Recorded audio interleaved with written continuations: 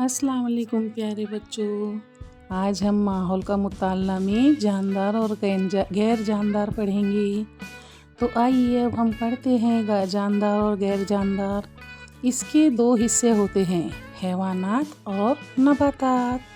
तो बच्चों देखिए, हैवानात में भालू जो अपना खाना खुद खाता है, हिरन वो एक जगह से दूसरी जगह जाती है, और खरगोश, ये ऐसे जो भी जानदार हैं सब बड़े होते हैं छोटे से। ये देखिए बच्चों, कबूतर है जो उड़ता है आसमानों में, हर जगह जाता है। तितली है जो फूलों का रस चूसती है, छोटी से बड़ी होती है।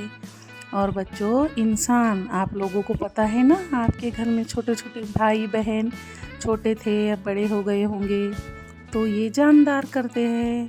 अब आइए नबातात, और नबातात भी जानदार होते हैं। देखिए फूल, जो छोटा सा पौधा होता है ना, तो बड़ा होता है, फिर उसके ऊपर फूल और फल निकलते हैं, इस तरह से वो दरख्त बन जाता है। तो ये भी जानदार होता है। बस बात ये होती है कि वो हिलता नहीं है अपनी जगह से। ये फूलों वाले पौधे हैं जो छोटे से बड़े हुए, फिर फूल निकले उसके ऊपर।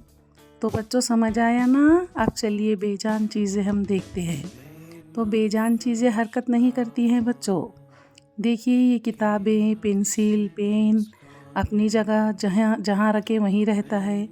फुटबॉल, इसको भी हम फेंकेंगे तो जब जाएगा, एक जगह से दूसरी जगह मूव करेगा। ये देखिए बच्चों, गाड़ी, हेलीकॉप्टर, इसको भी ड्राइवर चलाते हैं। और ये घड़ी, इसको तो सेल चलाता है, और ये सेल की मदद से चलती है। तो आया ना बच्चों समझ में? हाँ, आप समझ आया, वेरी गुड। और अल्लाह हाफिज़, याद रखना।